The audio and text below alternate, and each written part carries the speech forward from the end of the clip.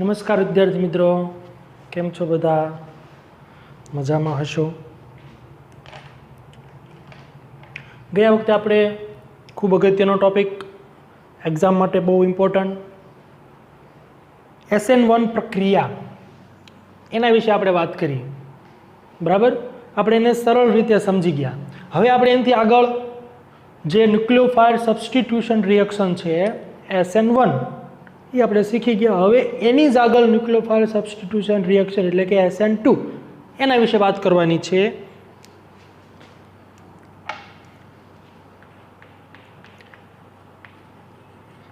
SN2 હવે તમને બધાને ખબર છે S એટલે શું થાય, N એટલે શું થાય અને 2 એટલે શું થાય. S મતલબ શું થયો? S substitution reaction. તો કેવી? તો કે ન્યુક્લિયોફાઇલ કેન્દ્રાનુરાગી વિસ્થાપન પ્રક્રિયા. ખબર પડી? 2 કેમ છે? કારણ કે આ પ્રક્રિયા છે એ દ્વિતીય ક્રમની છે. કયા ક્રમની છે? દ્વિતીય ક્રમની. બરાબર, ઓકે. હવે એનાથી આગળ આપણે વાત કરીએ. ખાસ ધ્યાન રાખજો, SN1 પ્રક્રિયાના જે પોઈન્ટ છે એ મગજમાં ખાસ રાખજો. ખબર પડે? SN1 પ્રક્રિયાના જેટલા પોઈન્ટ છે એની મિકેનિઝમ આખી મગજમાં રહેવી જોઈએ.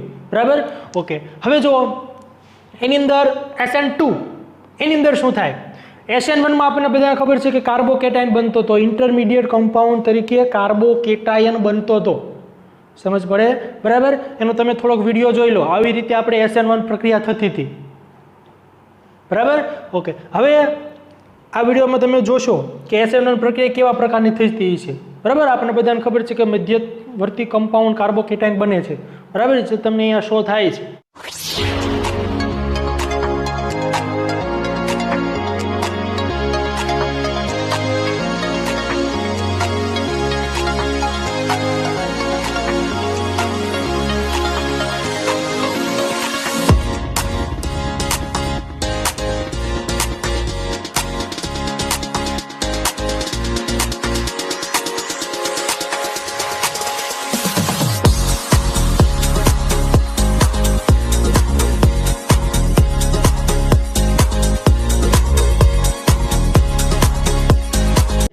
હવે SN2 ની વાત આપણે કરીએ તો SN2 SN1 થી થોડી વિપરીત છે.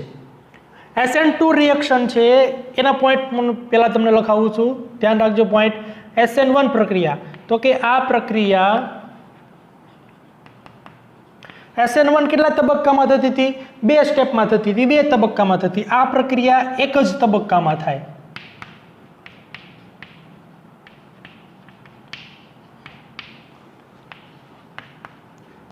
એક જ તબક્કામાં પ્રક્રિયા જે છે એ થાય છે.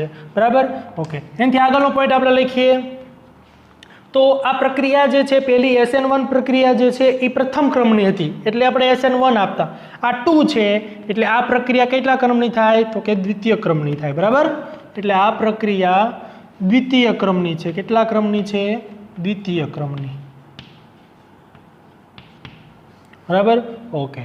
દ્વિતીય ક્રમની છે મતલબ આની અંદર જે કાંઈ પ્રક્રિયક હશે અને જે નવો કેન્દ્રાનુરાગી પ્રક્રિયક હશે એ બંનેની સાંદ્રતા ઉપર આનો વેગ આધાર રાખે. ઓલામાં માત્ર જે પ્રક્રિયક હતો એની સાંદ્રતા ઉપર જ આધાર રાખતો SN1 પ્રક્રિયા. બરાબર, આમાં બે ઉપર સાંદ્રતા, બંનેની સાંદ્રતા ઉપર આધાર રાખે એટલે જ એનો પ્રક્રિયા વેગ છે એ 2 હોય એટલે જ આપણે એને દ્વિતીય ક્રમની કરીએ. એટલે આ પ્રક્રિયાનો વેગ માત્ર નહીં પણ કોની? બંનેની. એટલે આપણે એને SN2 કીધું. બરાબર, પ્રક્રિયાનો વેગ પ્રક્રિયક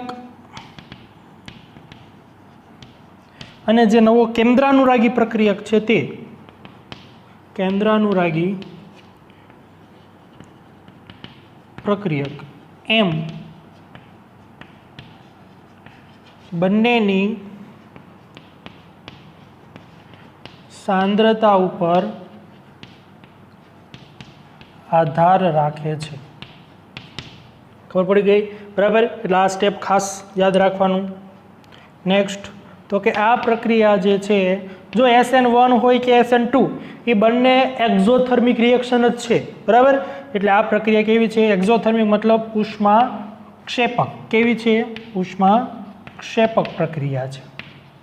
એન્ડોથર્મિક આવે તો ઉષ્મા શોષક અને એક્ઝોથર્મિક આવે તો ઉષ્મા ક્ષેપક, બરાબર.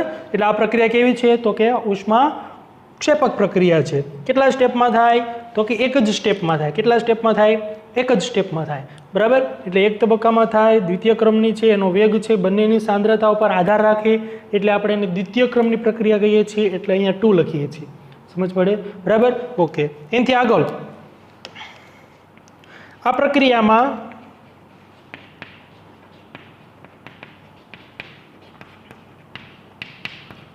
કોઈ કાર્બોકેટાયન બનતો નથી.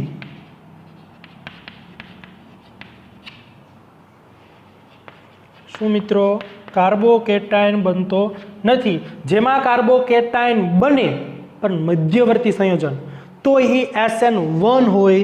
આમાં કાર્બોકેટાયન બનતો નથી કારણ કે આમાં એક જ તબક્કામાં રિએક્શન થાય છે, એટલે મધ્યવર્તી જે કમ્પાઉન્ડ છે શો થશે નહીં, ડાયરેક્ટ નિપજ મળી જશે. તો એ કઈ રિએક્શન થાય? SN2 પ્રકારની પ્રક્રિયા થાય. ખબર પડી ગઈ, બરાબર. ઓકે, બીજું એનાથી આગળ આપણે જોઈએ.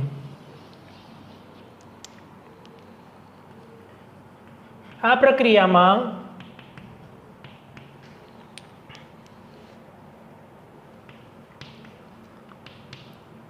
કેન્દ્રાનુરાગી પ્રક્રિયક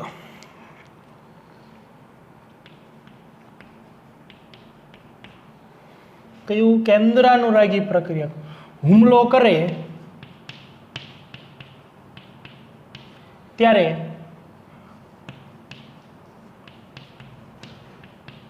સમૂહ સાથે જોડાયેલ કેન્દ્રાનુરાગી પદાર્થ, હું અહીંયા પદાર્થ લખું, પદાર્થ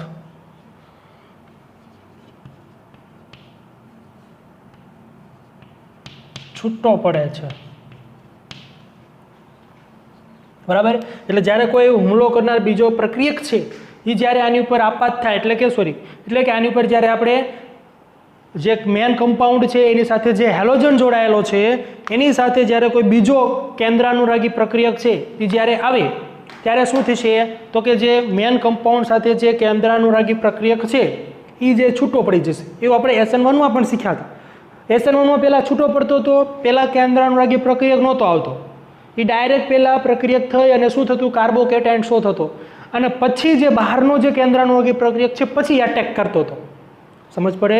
એટલા માટે આની અંદર શું થશે તો કે આની અંદર પહેલાં એટેક કરશે, ડાયરેક્ટ એટેક કરશે એટલે શું થશે? તે જે મૂળ પદાર્થ હતો એની અંદર જે કેન્દ્રાનુરાગી પ્રક્રિયક જોડાયેલો છે એ છૂટો પડશે અને બીજો જે છે એનું સ્થાન લેશે.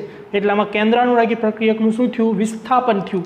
એટલે આને આપણે શું કહીએ? કેન્દ્રાનુરાગી વિસ્થાપન પ્રક્રિયા. સમજ પડે, બરાબર. ઓકે, જો બીજી એની આપણે રિએક્શન જોઈએ એટલે આપણને વધારે આઈડિયા આવે. હવે ધ્યાન રાખજો ખાસ.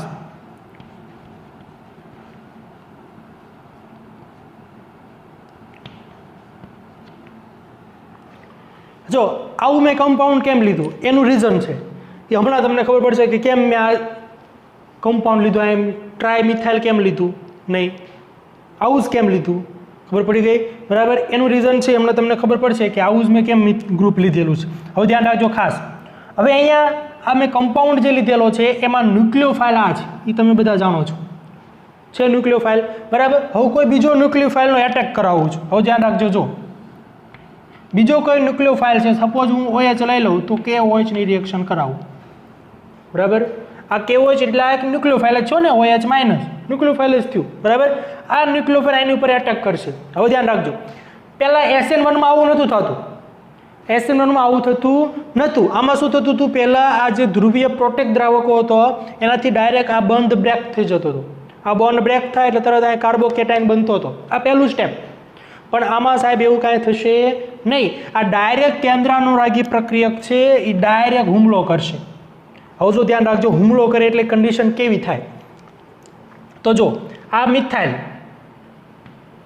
CH3, ધ્યાન રાખજો ખાસ, CH3, બરાબર. આ બાજુ ક્લોરીન છે, ક્લોરીન કઈ બાજુ છે? આ બાજુ. હવે ધ્યાન રાખજો ખાસ, ક્લોરીન આ બાજુ છે. હવે જેવો OH, આમાંથી OH આવશે ન્યુક્લિયોફાઇલ, બરાબર. હવે જેવો OH આ બાજુ એટેક કરે તો અહીંયા કયો છે? ક્લોરીન, નેગેટિવ છે. આ OH પોતે કેવો છે? નેગેટિવ. તો બંને વચ્ચે કેવું થશે? અપાકર્ષણ થશે. કેવું થશે? અપાકર્ષણ થશે. અપાકર્ષણ થાય એનો મતલબ કેમ સાહેબ અહીંયા અપાકર્ષણ કેમ લાગુ પડ્યું? કારણ કે આ નેગેટિવ છે, આ પણ નેગેટિવ છે, અને અપાકર્ષણ રોલ અહીંયા શું છે એ પણ ખાસ અગત્યનું છે. આ નેગેટિવ બંને વચ્ચે અપાકર્ષણ થાય એટલે OH ને આ બાજુથી આવવું હોય ને તો નહીં આવી શકે. સપોઝ માની લો કે આ મિથાઇલ ગ્રુપ છે એ હવે આમ છે.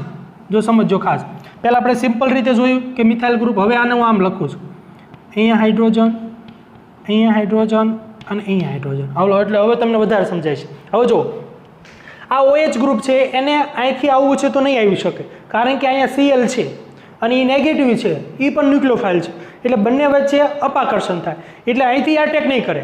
એટલે એને એટેક કરવો હોય તો આ OH જે છે એને એટેક કરવા માટે ક્યાંથી એટેક કરવો પડશે? તો ક્યાંય પાછળથી જ એટેક કરવો પડે. સમજ પડે?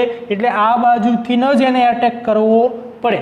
એટલે એટેક એ બાજુ કરે છે તો હવે જે આપણને મળે છે એ આપણે લખીએ. ધ્યાન રાખજો ખાસ, અહીંયા ક્લોરીન, ધ્યાન રાખજો ખાસ, આ ક્લોરીન, પહેલાં હું એમ નામ દર્શાવી દઉં, આ ક્લોરીન, અહીંથી OH આવ્યો એટલે અહીંથી OH આ બાજુથી જોઈન્ટ થયો એટલે આ OH ગ્રુપ.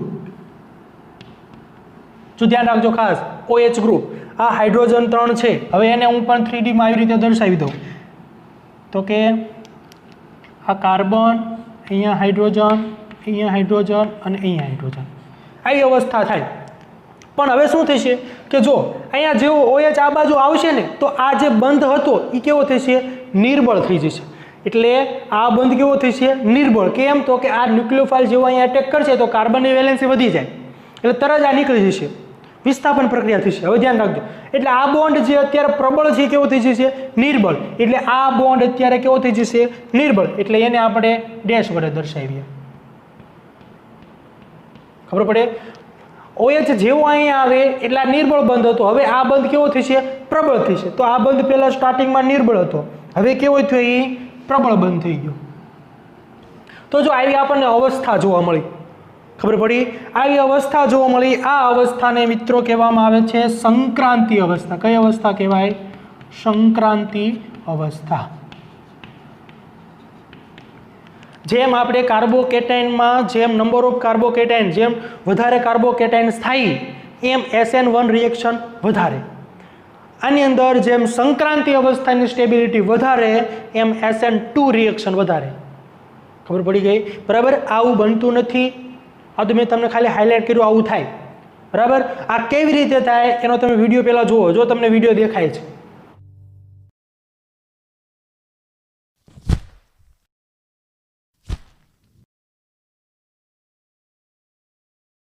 એમાં તમે જુઓ તો કઈ રીતે એટેચ થશે, એમાં પછી થોડી વાર રોકાઈ જશે, બંધ થઈ જશે, આ બોન્ડ અહીંથી બ્રેક થવાનું અને જોઈન્ટ થવાનું, સ્ટોપ થઈ જશે. તો એ જે સ્ટેટ મળશે એ આપણને સંક્રાંતિ અવસ્થા મળશે.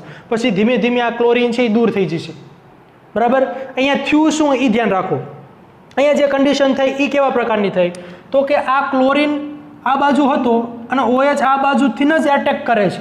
તો OH આ બાજુથી એટેક કરે એટલે આવી રચના થઈ સંક્રાંતિ અવસ્થા. હવે આનો આપણે ફાઇનલ સ્ટેપ લખીએ. જો આ અવસ્થાને આપણે અલગીકરણ કરી શકતા નથી. બરાબર. ઓલામાં આપણે કાર્બોકેટાઇન મળતો હતો પણ આમાં એવું કાંઈ થશે નહીં.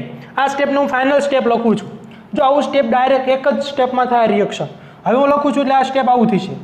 આ કાર્બન, એની પાછળ આ 3 હાઇડ્રોજન, આ બોન્ડ હવે બ્રેક થઈ ગયો, ક્લોરીન વયો ગયો એટલે આ ભાઈ ક્લોરીન, અને અહીંયા જે નવો પ્રબળ બંધ બની ગયો હવે, અને એની સાથે કોણ જોઈન્ટ થઈ ગયું? OH. આ ઇમ્પોર્ટન્ટ છે, ધ્યાન રાખજો ખાસ. આમાં શું થશે તો કે આની અંદર જ્યારે તમે આ એટેક કરાવો છો ન્યુક્લિયોફાઇલ ત્યારે આ OH આ બાજુથી જ એટેક કરશે, કારણ કે અહીંયા ક્લોરીન વચ્ચે અપાકર્ષણ થયું, વચ્ચે તમને સંક્રાંતિ અવસ્થા પણ જોવા મળી. એનો તમે ફોટો જોઈ લો પહેલાં આખો. બરાબર. એટલે આવા પ્રકારની છે રચના જોવા મળે છે. હવે જે ફાઇનલ સ્ટેપમાં આવું આપણને કમ્પાઉન્ડ મળ્યું, આવું સંયોજન મળ્યું, આવું બંધારણ મળ્યું. આની અંદર અને આ બેમાં ફેર શું એ મને કહો? તો એક જ ફેર છે કે આમાં ક્લોરીન છે, આમાં OH છે, અને ક્લોરીન આ બાજુ છે જ્યારે આ OH આમાં આ બાજુ છે. ન્યુક્લિયોફાઇલનું વિસ્થાપન થયું પણ અહીંયા ક્લોરીન આ સાઈડ છે અને OH આ બાજુ છે, તો આ જે નિપજ મળી એવું આપણે SN1 માં જોયું હતું કે જો એક જ બાજુ હોય, Cl અહીંયા છે અને OH અહીંયા જોઈન્ટ કયો હોત ને તો આપણે એને ધારણ કહીએ. શું કહીએ? ધારણ. ખબર પડી ગઈ? પણ Cl અહીંયા છે અને OH એનાથી ઉલટી દિશામાં આવે એટલે આપણે એને કહીએ વ્યુત્ક્રમ. શું કહીએ? વ્યુત્ક્રમ. સમજ પડે? દેખાય છે? બરાબર. એટલે આ શું છે તો કે વ્યુત્ક્રમ છે. બરાબર. એટલે આ ખાસ ધ્યાન રાખજો કે આમાં આપણને માત્ર ને માત્ર વ્યુત્ક્રમ નિપજ જ મળે. ક્યારે? SN2 રિએક્શનની અંદર. જ્યારે SN1 ની અંદર આપણને વ્યુત્ક્રમ અને ધારણ એટલે કે રેસેમિક મિક્સર મળતું હતું. આમાં એવું મળશે નહીં. આમાં માત્ર ને માત્ર શું મળશે? વ્યુત્ક્રમ જ મળશે. સમજ પડે? બરાબર. એટલે આ ઇમ્પોર્ટન્ટ છે, આ ખાસ ધ્યાન રાખજો. આની અંદર આખો તબક્કો છે એક જ સ્ટેપ છે. બરાબર. આનો તમે RDS કયો તબક્કો થયો તોય ભલે, ધીમો તબક્કો, વેગ નિર્ણાયક તબક્કો તો ગણો તો યાદ થાય, કારણ કે એક જ તબક્કામાં રિએક્શન થાય છે. બરાબર. આ ખરેખર છે ને એ 10⁻⁻6 સેકન્ડમાં થતો હોય, માઇક્રો સેકન્ડની અંદર આ રિએક્શન થતી હોય, આ પ્રક્રિયા થતી હોય. બરાબર. એટલે આનો તમે RDS કયો તોય ભલે, જે કયો એ RDS કયો તો આ જ થાય, કારણ કે એક જ તબક્કો થાય છે. એટલે આ જ આપણો RDS તબક્કો, વેગ નિર્ણાયક તબક્કો થાય. ખબર પડે? બરાબર. એટલે આટલું ઇમ્પોર્ટન્ટ છે, આ ખાસ ધ્યાન રાખજો. બરાબર. હવે આના થોડાક આપણે એક્ઝામ્પલ જોઈએ. બરાબર. હવે જો એક્ઝામ્પલ જોતા પહેલાં મેં તમને કીધું કે આ જેમ સંક્રાંતિ અવસ્થા છે એની સ્ટેબિલિટી વધારે એમ SN2 રિએક્શન વધારે. તો સંક્રાંતિ અવસ્થા છે એની સ્ટેબિલિટી ક્યારે વધે એ પણ એક અગત્યનું છે.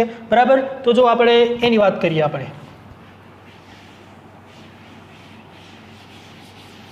ખૂબ ઇમ્પોર્ટન્ટ છે વિદ્યાર્થી મિત્રો, એટલે ધ્યાન રાખજો.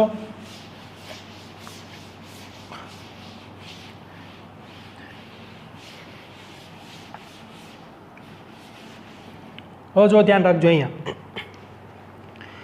આપણે જેવી રીતે SN1 રિએક્શન જોતા હતા એમાં કાર્બોકેટાઇન સ્ટેબલ હતો, જેમ કાર્બોકેટાઇનની સ્ટેબિલિટી વધારે એમ SN1 રિએક્શન વધારે. એટલે આપણે SN1 માટે જે કાર્બોકેટાઇનનો જે ક્રમ હતો એ આપણે આવો લીધો હતો, 3 ડિગ્રી હોય એ સૌથી વધારે સ્ટેબલ હોય, એટલે એમાં SN1 રિએક્શન ઝડપી થાય, પછી 2 ડિગ્રી અને પછી 1 ડિગ્રી. બરાબર. ઓકે. હવે મેં આવું એક્ઝામ્પલ કેમ લીધું હવે ધ્યાન રાખજો. સપોઝ માની લો કે મારી પાસે 1 ડિગ્રી કાર્બોકેટાઇન છે, એટલે કે આવી રીતનું છે CH3Cl, આ જ કમ્પાઉન્ડ છે. અહીંથી બોન્ડ બ્રેક થયો, આ કાર્બોકેટાઇન બન્યો. કયો બન્યો? 1 ડિગ્રી. 1 ડિગ્રી કાર્બોકેટાઇન બને. હવે ધ્યાન રાખજો. તો શું આની અંદર SN1 રિએક્શન થાય? ન થાય. થાય. એનો વધારે શેમાં થાય? 3 ડિગ્રીમાં થાય. તો આની અંદર SN1 રિએક્શન થાય નહીં. તો આની અંદર કઈ રિએક્શન થાય? SN2 થાય. કઈ રિએક્શન થાય? SN2. ખબર પડી ગઈ? બરાબર. એટલે એનો મતલબ એવો થયો કે આની અંદર એનાથી ઉલટો સંબંધ થયો કે SN2 ની અંદર તો કેવું હોય, તો SN2 ની વાત કરીએ તો એની અંદર 1 ડિગ્રી હોય એમાં ઝડપી થાય, પછી 2 ડિગ્રીમાં થાય અને લાસ્ટમાં 3 ડિગ્રીમાં. 3 ડિગ્રીમાં છે એ SN2 રિએક્શન સાવ ઓછી, નહીવત જેને કહી શકાય, જ્યારે એમાં SN1 રિએક્શન ઝડપી થાય. એટલે એકબીજાથી ઉલટું છે. સમજી ગયો? બરાબર. એટલે આ જો આ કાર્બોકેટાઇન નથી, એ પણ ખાસ ધ્યાન. આ તો મેં તમને જાણકારી માટે કીધું. કાર્બોકેટાઇન આપણે યાદ રાખી શકીએ, પણ SN2 કાર્બોકેટાઇન બનતો જ નથી. આપણે સંકરણની વાત કરીએ તો જો આવું થાય કે અત્યારે આનું સંકરણ sp3 છે. ઓકે, હાલો છે. જ્યારે આ અવસ્થામાં પહોંચે ત્યારે આનું sp2 થઈ જાય. કયું સંકરણ થઈ જાય? sp2 સંકરણ થઈ જાય. ખબર પડે? બરાબર. તો અહીંયા આપણે જે રીતે SN1 કાર્બોકેટાઇનનો ક્રમ જોયો એ રીતે SN2 આ ખાલી જસ્ટ આપણે યાદ રાખવાનું કે 1 ડિગ્રી, 2 ડિગ્રી અને 3 ડિગ્રી. 1 ડિગ્રીની અંદર SN2 રિએક્શન ઝડપી થાય, પણ અહીંયા કાર્બોકેટાઇન બનતો નથી, એટલે કાર્બોકેટાઇન હોતો નથી. અહીંયા જે રોલ કરે છે એ કોણ રોલ કરે છે? ખાસ એ કરે છે SH. આવું તમે નામ સાંભળ્યું હોય છે, સ્ટેરિક હેન્ડ્રિક્સ. આ જે ફોર્સ લાગે છે એના કારણે આવું થાય છે. બરાબર. એટલો મતલબ એવો થયો કોના ઉપર આખું છે નિર્ભર છે આ સંક્રાંતિ અવસ્થા, કોના ઉપર સ્ટેબિલિટી ધરાવે? તો કે આની જે વેગ જે છે, પ્રક્રિયાનો વેગ જ આપણે જોવાનો હોય ને, કેમ SN2 પ્રક્રિયા કેમ ઝડપી થાય, તો એનો વેગ કેમ ઝડપી થાય? તો એનો વેગ જે છે એ ઇન્વર્સ પ્રોપોર્શનલ ટુ સ્ટેરિક હિન્ડ્રેન્સ ઉપર હોય. સ્ટેરિક હિન્ડ્રેન્સ એ તમે 11માં શીખ્યા ડીપમાં કે એક પ્રકારનું બલ્કી ગ્રુપ થયું. કેવું થયું? Bulky group. જેમ બલ્કી ગ્રુપ, ધ્યાન રાખજો ખાસ, જેમ બલ્કી ગ્રુપ વધારે એટલે સ્ટેરિક હિન્ડ્રેન્સ જો એનું મૂલ્ય વધારે થાય એ ફોર્સ વધારે લાગે, બરાબર. તો આ સ્ટેરિક હિન્ડ્રેન્સ જેમ વધારે તો આ વેગ કેવો થાય? ઓછો થાય. જેમ બલ્કી ગ્રુપ વધારે એમ વેગ ઓછો. બલ્કી ગ્રુપ જેમ ઓછું મતલબ બલ્કી ગ્રુપ જેમ ઓછા સંયોજનમાં તો એમાં સ્ટેરિક હિન્ડ્રેન્સનું મૂલ્ય ઓછું એટલે વેગ વધારે. આવો જો ધ્યાન રાખજો ખાસ. એક્ઝામ્પલ દ્વારા આપણે સમજીએ કે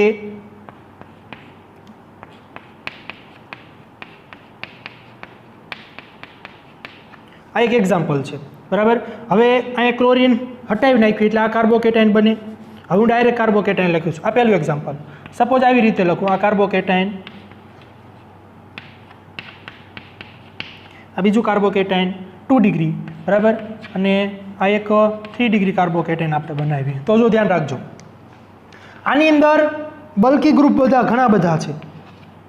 બલ્કી ગ્રુપ વધારે એટલે સ્ટેરિક હિન્ડ્રેન્સ વધારે, એ વધારે એટલે વેગ એનો ઓછો, એટલે આનો ઓછો, આનો વેગ ઓછો, આનો વેગ એનાથી થોડો વધારે, સૌથી વધારે આનો. પણ જો આમ હોય કાર્બોકેટાઇન તો આનો વેગ હજી વધારે થાય, કારણ કે આમાં કોઈ પ્રકારનું બલ્કી ગ્રુપ છે નહીં. ખબર પડે? બરાબર. કોઈ બલ્કી ગ્રુપ નથી, બલ્કી ગ્રુપ છે જ નહીં, એટલે આમાં સ્ટેરિક હિન્ડ્રેન્સનું મૂલ્ય કેવું થાય? સાવ ઓછું થાય. સાવ ઓછું થાય. જો આમાં કાર્બોકેટાઇન ઉપર સ્ટેબલ નથી, આ તો આપણે ખાલી યાદ રાખવા માટે કહીએ. આમાં બનતો જ નથી, તમે કેમ કાર્બોકેટાઇનનો ક્રમ આપી શકો? SN2 રિએક્શનને કાર્બોકેટાઇન સાથે કોઈ લેના દેના નહીં છે. ખબર પડી ગઈ? એને તો SH હાજરી લેવા દેવા છે. આ તો આપણે જસ્ટ યાદ રાખવા માટે એવું કહીએ છીએ. સમજ પડે? બરાબર. આપણે દ્રાવણમાં પણ કીધું હતું કે NaCl ને કોઈ આણ્વીય દળ હોય જ નહીં. એ અણુ જ નથી તો એને આણ્વીય દળ ક્યાંથી હોય? એને તો સૂત્ર દળ હોય. સેમ અહીંયા છે. ખબર પડી ગઈ? એટલે આપણે આ તો જસ્ટ યાદ રાખવા માટે તમે યાદ રાખીશો કે એમાં કોઈ પ્રોબ્લેમ નથી, બરાબર. કે SN2નો ક્રમ 1 ડિગ્રીમાં વધારે હોય, 2 ડિગ્રીમાં, 3 ડિગ્રી એમ જે છે એ ઉતરતો ક્રમ છે. SN1માં છે એ ચડતો ક્રમ 3, 2, 1. ખબર પડી ગઈ? બરાબર. આ રીતે તમે યાદ રાખી શકો. હવે આની અંદર જુઓ તો આમાં બલ્કી ગ્રુપ વધારે છે એટલે સ્ટેરિક હિન્ડ્રેન્સ વધારે. એ વધારે એનો મતલબ એનો વેગ ઓછો, એટલે આનું ઓછું, આનું એનાથી થોડું વધારે, સૌથી વધારે આનું, કારણ કે આમાં કોઈ બલ્કી ગ્રુપ છે નહીં, એટલે આની અંદર SN2 પ્રક્રિયા ઝડપી થાય. SN1 તો નહીં થાય. કેમ? 1 ડિગ્રી કાર્બોકેટાઇન નહીવત હોય. ખબર પડી ગઈ? બરાબર. એટલે આ ખાસ યાદ રાખવાનું ઇમ્પોર્ટન્ટ છે, બરાબર. હવે થોડાક આપણે એના એક્ઝામ્પલ જોઈએ. જો સાવ સિમ્પલ છે, ખાસ યાદ રાખવાનો મુદ્દો આ પણ છે કે આમાં વ્યુત્ક્રમ નિપજ મળે. કઈ મળે? વ્યુત્ક્રમ મળે, ઇન્વર્ઝન.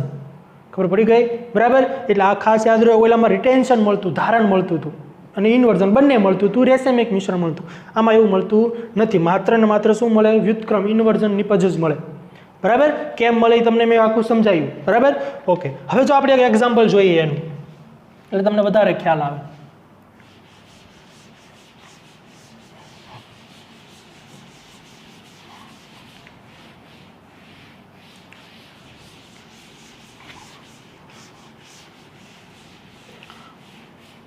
જો સાવ ઈજી છે, તમે આન્સર મને કહેજો.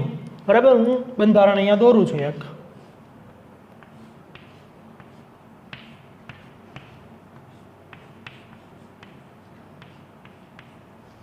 ધ્યાન રાખજો.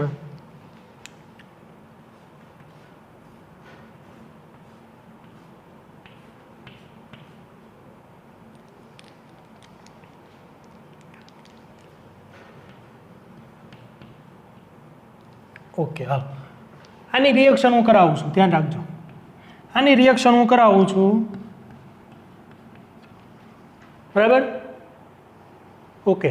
કેમ SN2 થશે કે SN1? SN2. કેમ?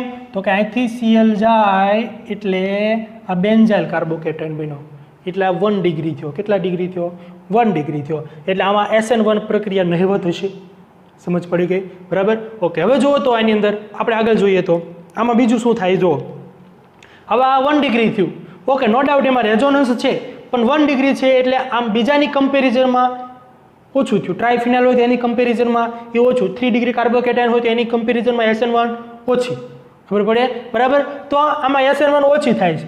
હવે આ Cl છે, ધ્યાન રાખજો, Cl એનું વિસ્થાપન OH દ્વારા થશે, એ તો તમને બધાને ખબર છે. બરાબર. તો OH અહીંયા જોઈન્ટ થશે, તો ક્યાં જોઈન્ટ થશે? આ બાજુથી અટેક કરશે કે આ બાજુથી? તો કે પાછળની બાજુથી અટેક કરે. ખબર પડી ગઈ? એનો મતલબ એવો થયો કે જો આ Cl, જો હવે હું આને 3D માં થોડું દર્શાવું છું, આ Cl છે એ જો વેજ બોન્ડમાં હોય, આ વેજ બોન્ડ, જો આ વેજ બોન્ડમાં Cl હોય તો મને જે નિપજ મળે એમાં જે આલ્કોહોલ OH ગ્રુપ છે, જે બીજો ન્યુક્લિયોફાઇલ છે, એ કયા બોન્ડમાં આવે? ડેશ બોન્ડમાં આવે. જો વેજ બોન્ડમાં આવે, ધ્યાન રાખજો, જો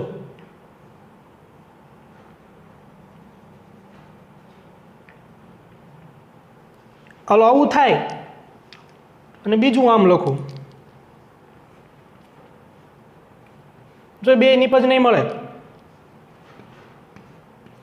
કઈ મળે એ તમને હવે ખ્યાલ આવી ગયો હશે.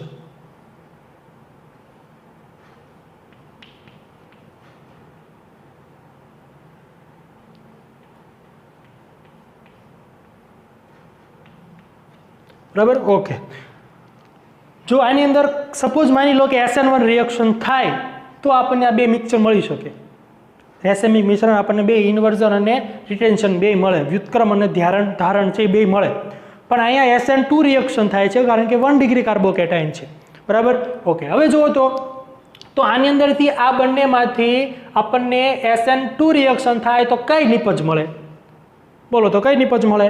તો કઈ નિપજ મળે? આ મળે. કેમ? તો કે જો આ ડેશ બોન્ડમાં નથી, આ વેજ બોન્ડમાં છે, તો એની પ્રોડક્ટ આપણને ડેશ બોન્ડમાં જ મળશે, એનાથી વિરુદ્ધ. આ વેજમાં હોય તો ડેશમાં મળે. જો સપોઝ આ ડેશમાં હોત તો આ પ્રોડક્ટ આપણને વેજમાં મળે, પણ અહીંયા વેજ બોન્ડમાં છે. બરાબર.